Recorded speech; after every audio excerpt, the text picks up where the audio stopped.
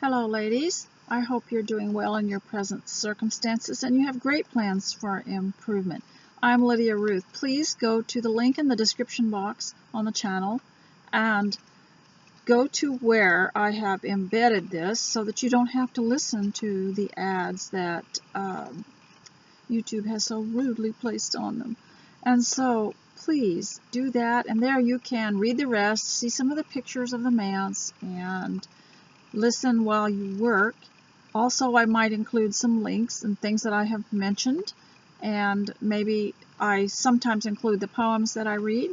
This is for you to listen as you go about your home. I always like to start out by telling you, just leave the world behind for a little while. Learn to live a slow life if you possibly can. And do you remember in the days when everything was more slow?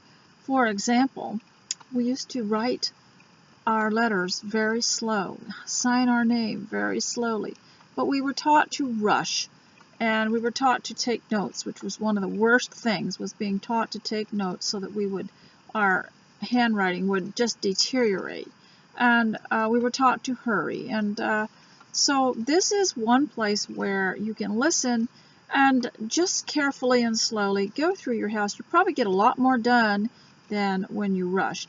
And we'll begin by telling you to get yourself prepared. Get a clean apron. If you haven't bathed yet, do that first, and get a clean outfit on. I told you here in the Northern Hemisphere we're having winter. There are 3 months to go, and I'm finished with it, so I'm doing spring today. I put on one of my spring dresses that had butterflies all over it. I'll try to include a picture of the old pattern that I used, and from back in the 1980s. I miss those old patterns. I've been collecting them back because I like them so much. And so also get your hair done. Do what it takes to make you feel good about everything. I don't wear my hair down like this when I'm working in the kitchen or doing housework. I do clip it up. But I decided to get dressed up for you today, and I hope you'll get dressed up to come to class.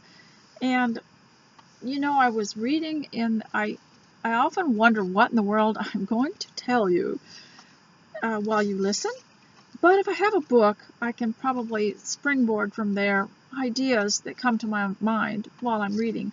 And I have been reading this book to you called Jane Austen's Table.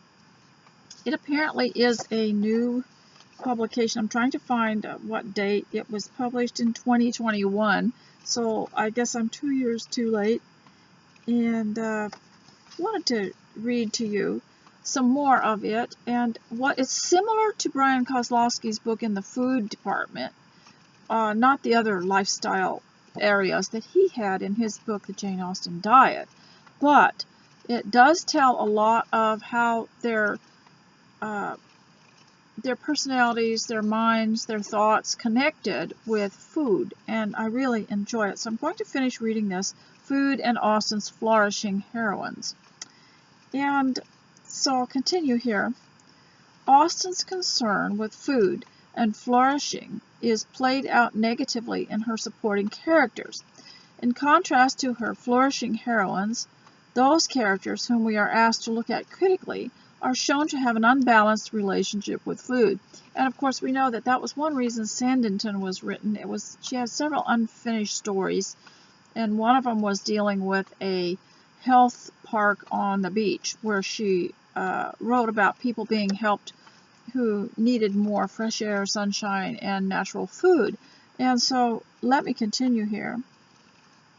On the one hand, she shows us individuals who are over-engaging with food, giving it too much importance in their daily life. Such is Mr. Hurst in Pride and Prejudice, who, Elizabeth discovers when sitting next to him at dinner, lived only to eat, drink, and play cards, and who, when he found her to prefer a plain dish, had nothing to say to her. Likewise, the overweight Arthur Parker in Sanditon is unhealthily preoccupied with hot chocolate and buttered toast. That'd be very easy for me to be preoccupied with.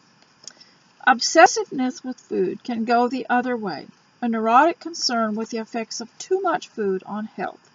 Here the classic portrait in Austen is Emma's father, Mr. Woodhouse, whose main trait, in fact, is his endless fussing about not only what he is eating, but what those around him are eating too. You know, that's one reason I think many people prefer not to eat at the table with other people looking at their plate. I see, why didn't you take any salad? Why didn't you take any green beans? Oh, they're really good green beans here. Help. And we grew up in the era where the older people were from the 30s and 40s, and they would, if you didn't like something, like let's say you didn't like cooked green beans, they would pick it up, bring it over, and put the stuff on your plate. And I've seen that done. They would actually fuss over a spoonful of food that was left in a dish and tug back and forth at it. No, you take it. No, you take it. They're overly polite with it. But food played a huge part in these people's lives. But I can understand why someone would rather just retreat with a sandwich and a cup of tea and a book somewhere. And I always thought that people didn't quite understand the previous eras. They thought that everyone ate at the table all the time. The food was always a family situation, but that wasn't quite true, because I can remember on the homestead back in the 50s where we might have a tin cup with something to drink in it, and an apple or some sandwiches, and just go sit maybe in a tree cutting area, just go sit on a stump and eat it. And not everything was around the table, but I can understand today why people really like to eat in privacy. That way they can have their choices, have no one critiquing their diet or anything like that. I can really understand that.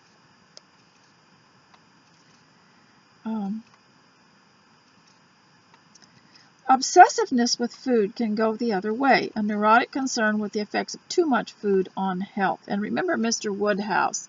And also in, I believe, the 1980s or early 90s Room with a View, remember Mr. Emerson?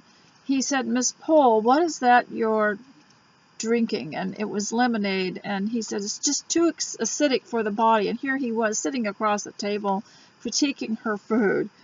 And these widows were just shocked.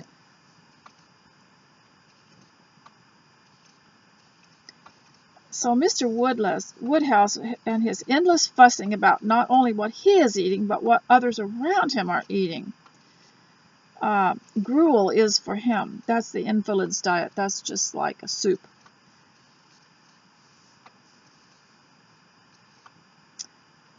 And the perfect foodstuff recommended to all, whatever their state of health. He has an opinion on the healthiness of every item, from unwholesome preserves to wedding cake. There is plenty of affection shown in the novel for Mr. Woodhouse, reflecting Emma's own, but his food obsession is shown to be a disorder, the inevitable consequence of a life spent too much cooped indoors and pampered. Austen's message in her novels of having a good appetite spurred on by exercise, but all the while disentangling appetite from emotion. See, that is one of our problems today. Disentangling appetite from emotion is a challenging one, but I don't believe it should be totally disengaged from emotion, because from the time we are little, it is an act of charity and love to be fed, especially by someone who's cooking you love.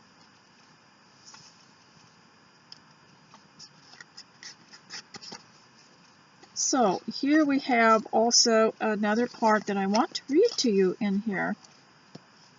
If I can find my page here.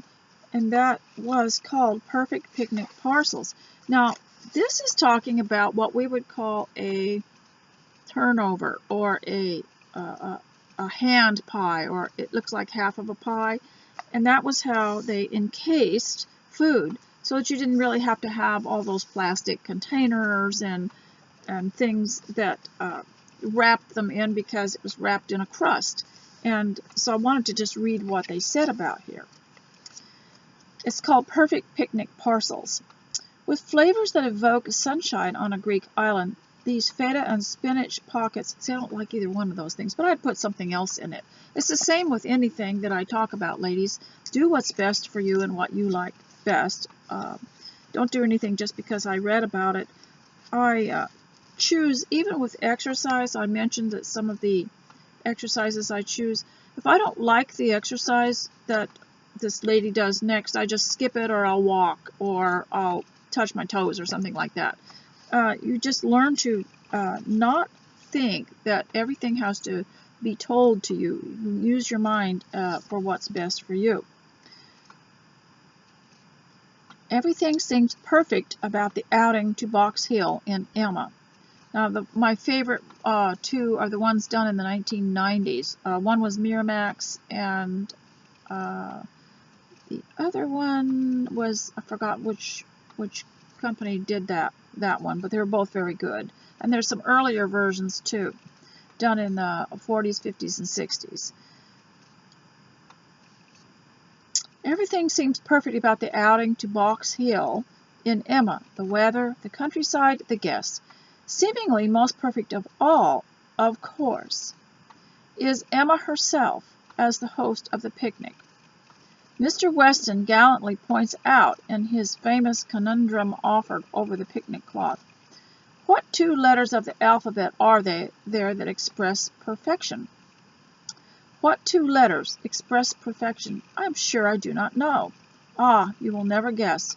You, to Emma, I am certain will never guess. I will tell you. M and A. Emma, do you understand? M-A. Emma. Very interesting. That's from the book.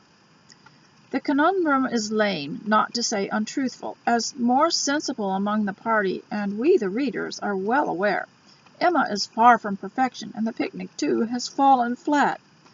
You know, I was thinking about what I spoke previously in the previous broadcast, about people that end up being alone.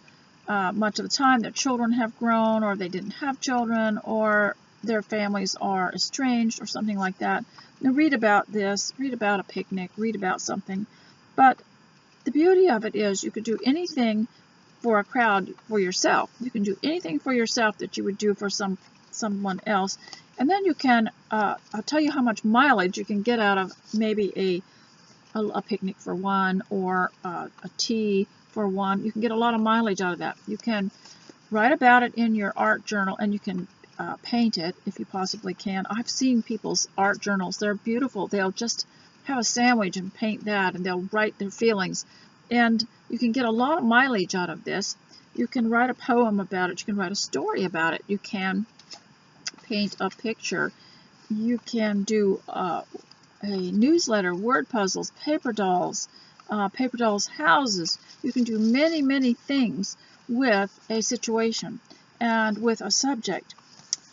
And I know some people who are vital who have collected paper dolls for years and still do. And one of my favorites was the Gingham Girls paper dolls. I don't know if you can get them anymore. We used to get them at Walmart. There were about 6 of them, and they had a box they came in, and when you lifted the lid of the box, one of the rooms would pop out. And those were my absolute favorite.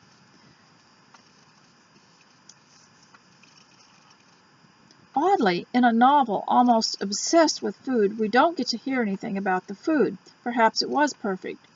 So then it goes on to show, and I'll just show you the beautiful, I love the pictures. Now go to YouTube, and in their little search area on YouTube, type in Jane Austen's Table Book Review, and listen to what the other ladies that have read this are saying about it. Of course, it's several years old. I just now got caught up. And this one is called, what is this one called? Strawberry and Lavender Shortcakes. Strawberry and Lavender Shortcakes. I won't read the recipe. And I also want to move on to some poetry today. And this is to keep you paced so that you can get something done. I like to listen to certain things, and I will listen to a movie over and over. I won't watch it, but I'll listen to it on something, and because it paces me and I know what's coming next, and it makes me feel balanced. And that's the way poetry is too. It can make you feel very balanced. I'm going to read a couple of poems to you. Maybe you'd like to do some homemaking and housework. And if you have a hard time getting started, then I would suggest you just walk through your house several times. Sometimes that's the best thing, because you start noticing, you start moving this and that and the other thing. And sometimes I'll look at a mess after I've had an event here, or not been feeling well enough to do anything, and I'll look at my laundry room, or I'll look at the some other place and think, I don't even know if I can do it. But I'll get to walking around, maybe singing. And if I were to put you through like half hour of personal therapy to get you going, I'd make you sing, and I'd make you laugh, and I'd make you wash one item by hand in the kitchen, and dry it and put it away. And there's something about the completion of things that gets you going again. And sweeping is always wonderful. And then I have you, if it's a gloomy day and it's just going south and there's not turning out as happily as you would like it, I would have you find something to appreciate, or just suggest that you go to God and thank Him for the day. It's amazing what that does, because the alternative is not as pretty, is it? So let's read from Edgar A. Guest, who was such a positive poet from, I think, the 1930s or 40s. And I marked called The Real Successes. Everybody's obsessed with successes, aren't they? And I am writing a little, I call it a magazine. I just fold a piece of paper in half, and I call it a name like nobility or success. And then I go through all the things you can do with that word, the definitions, and I make the recipient find it all, and I leave spaces. And then I tell a story about someone who wanted to be a success, but he wanted to go somewhere else, and how this can be translated to how you can be a success without doing that, how you can be a success at home personally, and have it a reading comprehension test. And I just enjoy doing that so much. As a matter of fact, I just got back from the ladies' Bible class at the meeting house over there, and I thought it might be fun, since the ladies they start at the beginning of the Bible, and each time they come together they read till the next one, and wherever they leave off they mark it, and then we just read some more.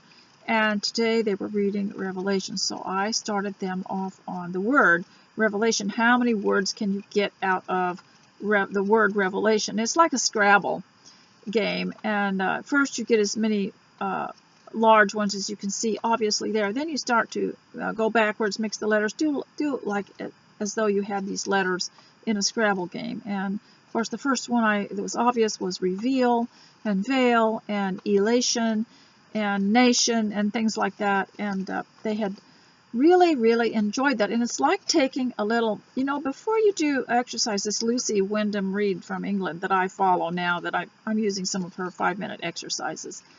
She says you have to do a warm-up, and she suggests certain stretches. You don't just hit an exercise video, you do a warm-up first. So I go to her warm-up exercise.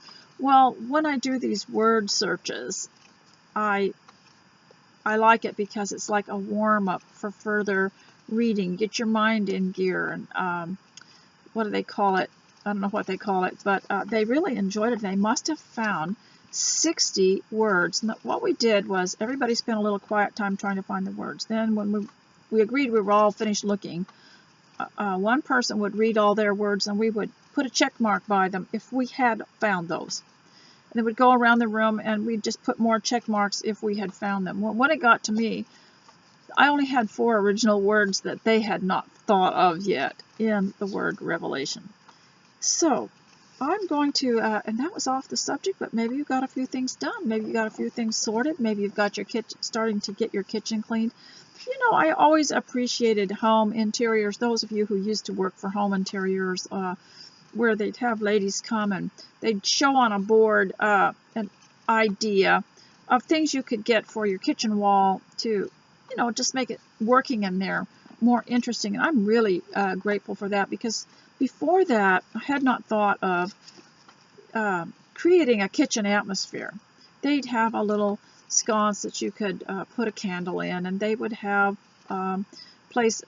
they would show where you could put flowers on your windowsill. They would just silk flowers, or they would have something that was very kitchen-y, a cup or something that maybe was just for show or something like that. And I always was more cheerful when it was time to go in the kitchen and do something.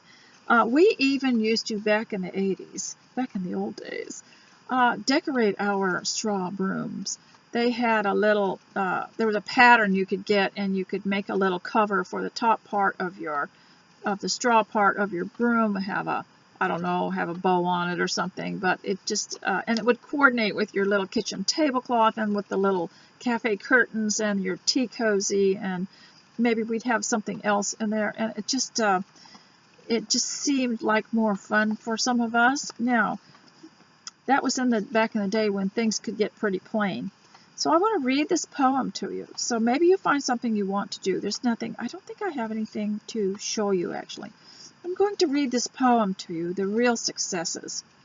You may have read it before, but this man was so positive, Edgar A. Guest, and I've told you his history of how he wrote positive things for a newspaper, which we really need that, don't we? You think that the failures are many. You think the successes are few. But you judge by the rule of the penny, and not by the good that men do. You judge men by standards of treasure that merely obtain upon earth, when the brother you're snubbing may measure full length to God's standard of worth. The failures are not in the ditches, the failures are not in the ranks. They may have missed the acquirement of riches, their fortunes are not in the banks. Their virtues are never paraded, their worth is not always in view, but they're fighting their battles unaided, and fighting them honestly too. There are failures today in high places, the failures aren't all in the low. There are rich men with scorn in their faces, whose homes are but castles of woe. The homes that are happy are many, and numberless fathers are true, and this is the standard of any by which we must judge what men do. Wherever loved ones are awaiting the toiler to kiss and caress, though in Bradstreet he hasn't a rating, he still is a splendid success. If the dear ones who gather about him and know what he's striving to do have never a reason to doubt him, is he less successful than you? You think that the failures are many. You judge by men's profits in gold.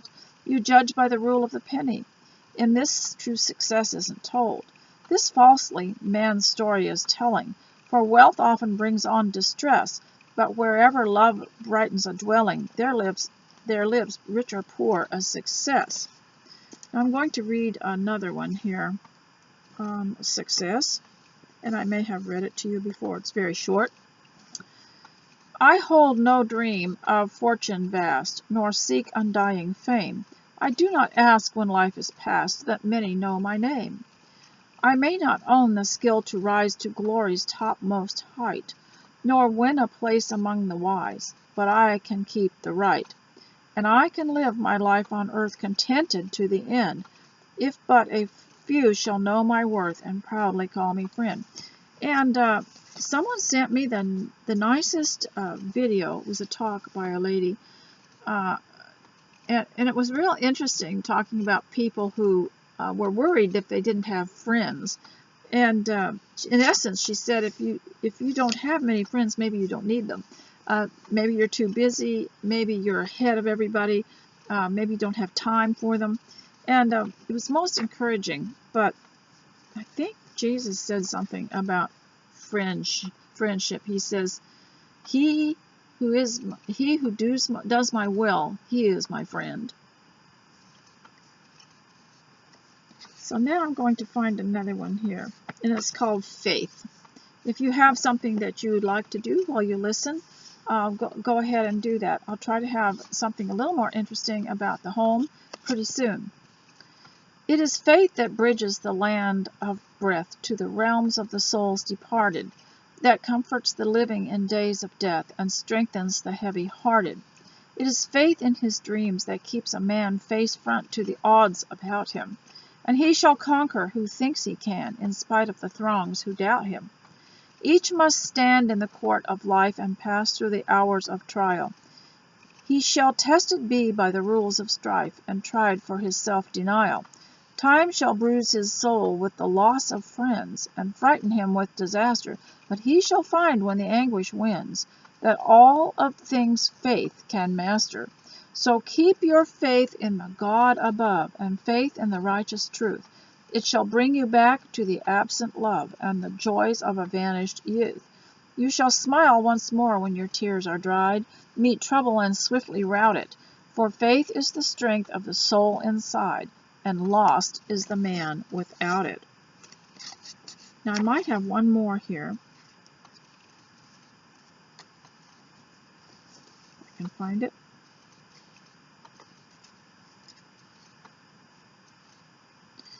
And I may have read this one to you before. Before I go, I want to remind you, some of you who are vital, remember this book called Color Me Beautiful by Carol Jackson, and it ran a really good course way back in the day, so that even big high-end stores were putting tags on the clothing and saying this would suit a summer. She had it divided into the clothes, the colors that look good on women, and it was summer, winter, fall, and spring. And she even had pages here which showed what they were. And you could order from her company and buy these color strips and put them in your purse and take them with you when you went out, when you went shopping, and then had it all divided into those seasons. And it really was helpful, and I can remember there was a tag, there were tags on the garments that you could, so that you could tell right away. And it kind of got undermined over the years by people who wanted to sell the military colors to women, and mostly jeans and things that where color didn't matter. And we just saw such a change. But I just got to thinking about this book. My friend gave this to me way back in the, I believe it was 1982. She gave it to me, and I still have it. And since then, there's been variations of these colors. And they also had ways, she had other things in it too, like hair, makeup, and other things. And she had little like worksheets in the back. That's what I'm talking about when I say workbooks. A lot of books had that kind of thing in it. And how to shop, and it was just a friendly book. And it was just how to shop sanely, what to look for, and well, I got to thinking about these colors here, on how you can still use them in your home. What colors do you like best, and how you could use them to give your home a synchronized color situation. And so any of you that don't have this, you can still get this book, Color Me Beautiful. And it was actually quite accurate and quite good. And now you find women have, the younger ones especially, have no clue. They're just, unfortunately, the powers that be, they want to sell something that they have picked. And they don't want us to be too picky. They got to sell their stuff. And if they decide that a color is in, that's the one that you're going to have to buy. That's the color. But that's one reason that I think we have more power if we can sew. But even if you can't, if you don't think you can sew, probably the patterns are the things that confuse people the most. You don't have to have a pattern. When I was little, I watched my grandmother lay a small garment on top of a large garment. There was an old coat that didn't fit anybody, and it was for an adult woman. And they laid a child's dress on it, and they just traced around it with a pencil, and cut it out and sewed it and made a small child's coat out of it. You can do anything like that. You've just got to remember you have to have a seam allowance. You know, at least we call it 5/8 inch. I don't know how much that would be otherwise. And I do have two other things to read to you today. And I would like to talk to you a little bit about people. I have just laid off of that for a while, and I do have a couple of other subjects to cover here. And this was a book called, and this was for you homeschoolers, but if you're not a homeschooler, you can be one, and you can homeschool yourself, so you'll know what's going on. Grammar and Composition 1, and there was Grammar and Composition 2, but this was the teacher's manual, and the beauty of the teacher's manual is that the student's manual is in it at the same time. And I didn't mind if the children saw what the answers were, because that's how you learned. I wasn't trying to trick them or keep it a secret. It told the truth. And so I wanted to read this one called Using Prepositional Phrases as Adverbs. Very confusing, it sounds like, you know. But I wanted to read the sentences to you. I don't want to get into using prepositional phrases as adverbs. It's a bit deep for me, but we did try to get through this. Even if we didn't understand it, at least we knew it existed. So let me read the sentences. It says, draw a circle around each adverb phrase.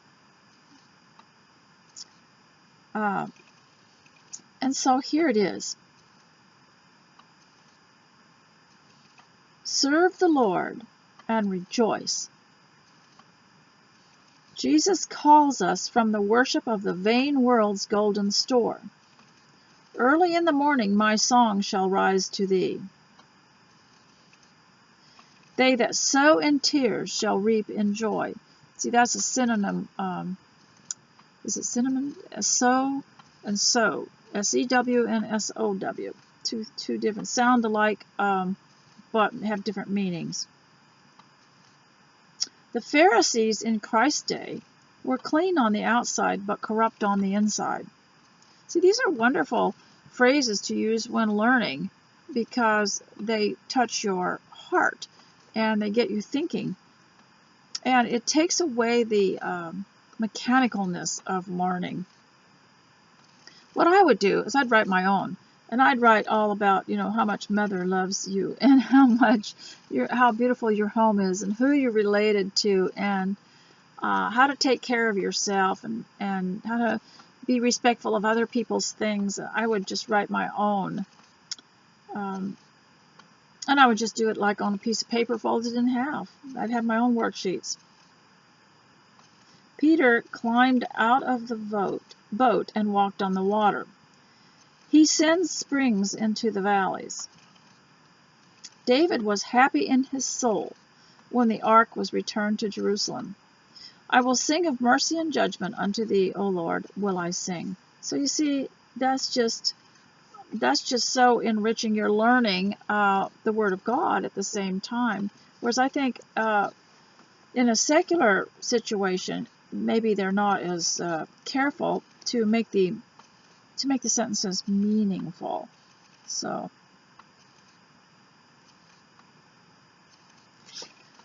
I'm going to now read from this book, The Do's and Don'ts of Yesterday by Eric Sloane.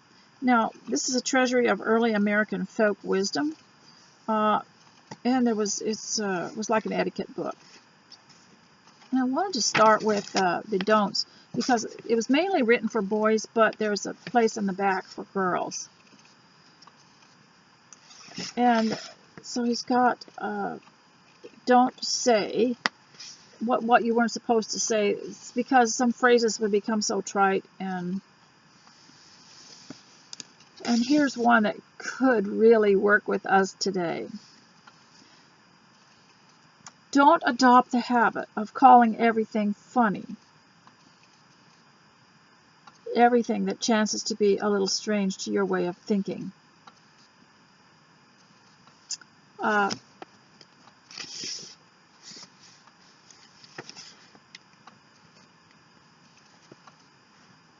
Don't say awfully nice, awfully pretty, etc. And don't accumulate bad grammar by saying awful nice.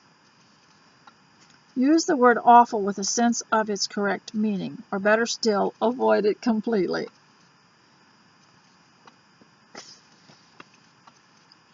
Don't say lots of things. A lot of anything means one separate portion of a certain part allotted.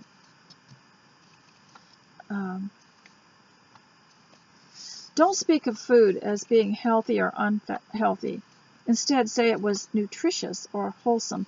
You know, that is a problem, because food is not healthy.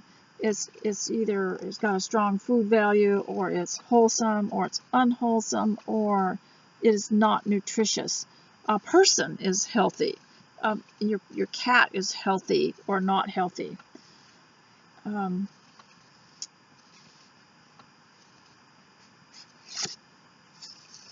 Don't notice in others a slip of grammar or a mispronunciation in a way to cause offense. So that's the thing. It's only for us to improve our own character, not to make other people miserable because we learn to be polite, and not to go around telling people what they must and must not do. If you're learning it, it's part of your responsibility to be that way, but not to scrunch down on everybody else and make them miserable.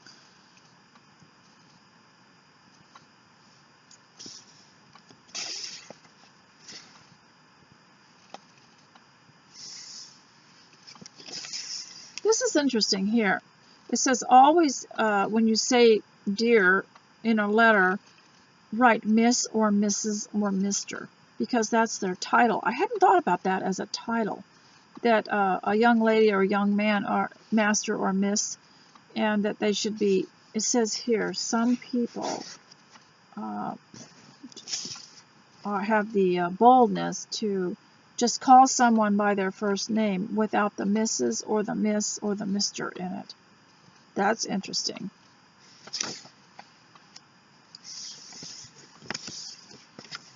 So here's another one.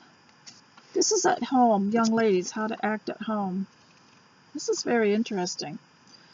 We could use this, couldn't we? Don't wear at home faded or spotted gowns, or soiled finery, or anything that is not neat or clean or appropriate. That's nice. Appear at the breakfast table in something perfectly fresh, cool, and delicious, just like a newly plucked flower.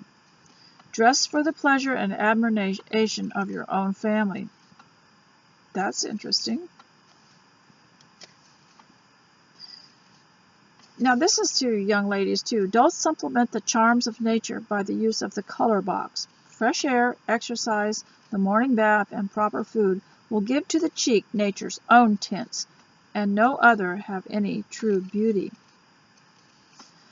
Don't indulge in confections or other sweets. It must be said that American women devour an immense deal of rubbish. If they would banish from the table pickles, preserves, pastries, cakes, and similar articles, and never touch candy, their appetite for wholesome food would be greatly increased, and as a consequence, we shall see their cheeks blooming like the rose.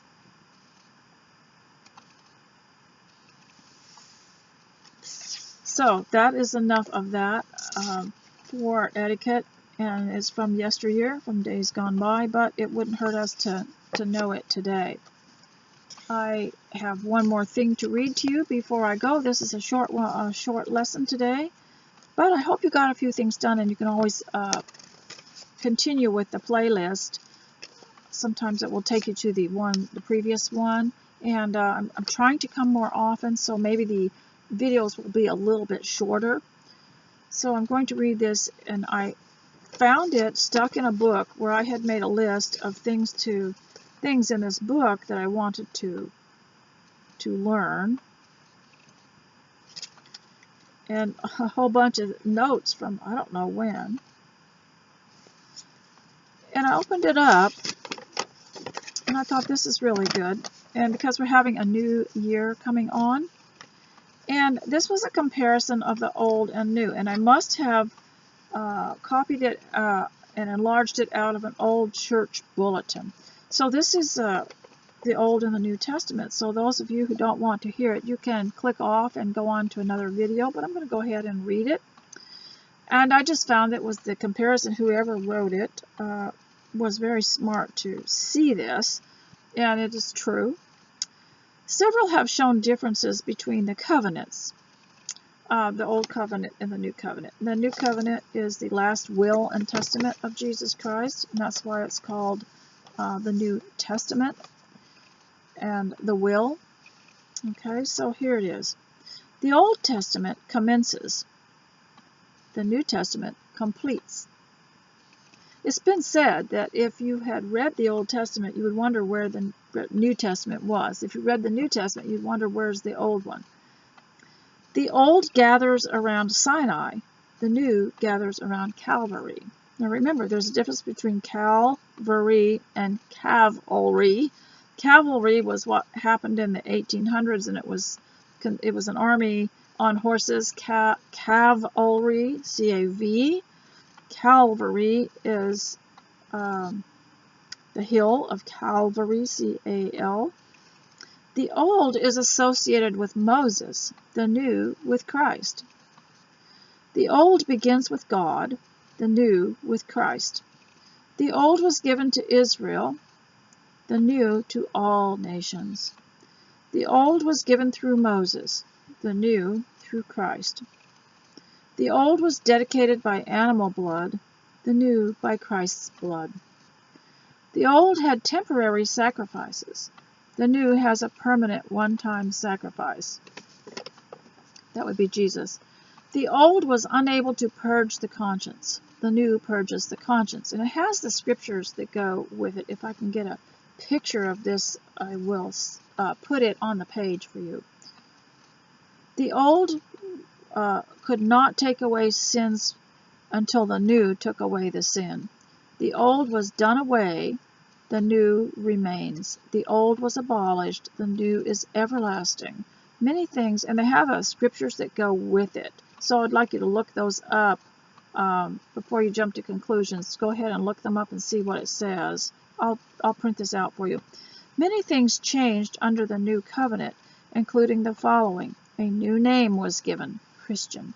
A new institution was established, the church. And of course, we believe that if you have obeyed the gospel, you are the church. You are a member of the church, and that's how the church is, just people. A new doctrine was taught, the gospel. A new commandment became prominent, love as Christ loved. A new priesthood of all believers was established. Yes, we are called a holy priesthood in the new covenant. A new feast in which to participate, the Lord's Supper. The new day on which to worship, the Lord's Day, the first day of the week, and it has a scripture that goes with that. The day devoted to the Lord, sacred to the memory of Christ's resurrection. The gospel accounts record the resurrection. All things have become new, and there's lots and lots of scriptures here, so I'll try to print that out for you. And ladies, I hope you'll stay close to Christ and start your day with prayer. If you wake up with sadness or confusion, if you wake up with despair, and it happens, I think, not just to women at home, but women at home, I think, are more sensitive to it. They haven't got a big throng or group around them that are supporting them. They're on their own. They work on their own. They keep their own schedule. And it takes a special kind of self-motivation and discipline to be happy at home and to be content, but it can be done. And I heard a lady tell me, the lady that was a caregiver, she told me that it used to be everything that didn't quite go right would knock her over. She'd be very in grief and she'd be very upset. But as she began to alleviate it all by doing good things in her home for herself and for her family, she found that she could pick herself up a lot quicker and that things didn't bother her as much. And certainly we all can remember when we were very young and even little, 8 and 9 years old, how things could be so devastating and so disappointing.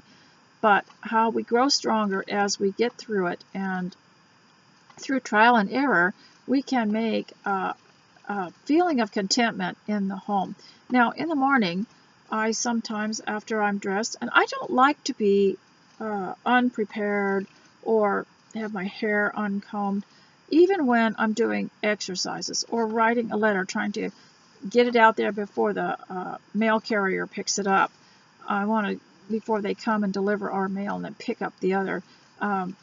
I like to be ready even to sit still and write to someone. I feel like I'm in a better mindset.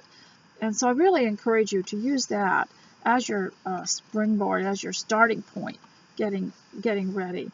And then I go to a little corner of the room and roll out a mat and a little pillow, and I try to find a video that I like that's only 5 minutes and do some kind of exercises. I've been doing more chair exercises or stand-up exercises because I've found with the ones that are floor exercises that I could fall asleep if I lay down on it. So I've been trying to do more upright exercises.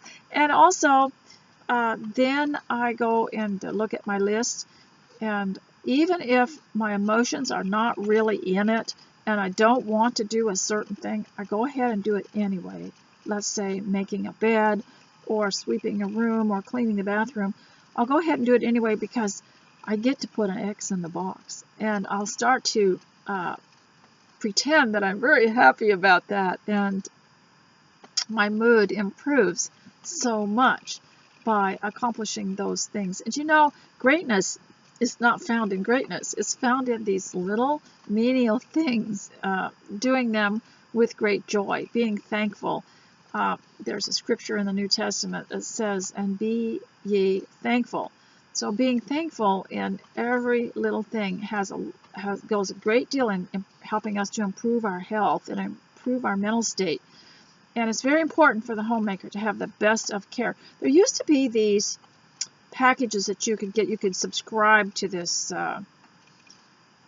thing where you'd get a package every week, and it was for the homemaker, and it would have something in it that would help you with your home. It would have a special kind of cloth to clean, or a dish soap, or some pink rubber gloves, or a little scented candle, or something like that. Many of us now have gotten really allergic to scents, so we don't do that anymore, but it's very nice. I don't think you can do that anymore. They were called the Homemaker's Rewards or something, and you could subscribe to it. And you'd get a little booklet or a magazine with it or something like that. But you know, you can do it yourself. You can supply yourself with these things and give yourself rewards for it and keep yourself happy and healthy. And one of my favorite things is reading, and so I have a stack of reading material that I think if I get this done, I'm going to go sit down and read at least one paragraph of that book or magazine that I got. And I have lots of other rewards. I like fabric and I like to sew, and so when I get finished with something that I don't like, then I'm going to go into the sewing room and do something in there. And I haven't been able to start and finish a dress in one day like I used to years ago, but I can do something. I can mark the darts. I can cut out some things. I can get the sewing machine ready, and then in stages I can do these things, and it's always exciting to go and at least do one thing. It's better than waiting to be able to do it all at once. So ladies, I hope that you will stay close to Christ, that you will be try to have a good mindset about the home and learn to be content. That could be a good word for you to study as to what all contentment entails. It doesn't mean being satisfied with a lackluster job. It doesn't mean not caring and, oh, I'm just content and I don't care.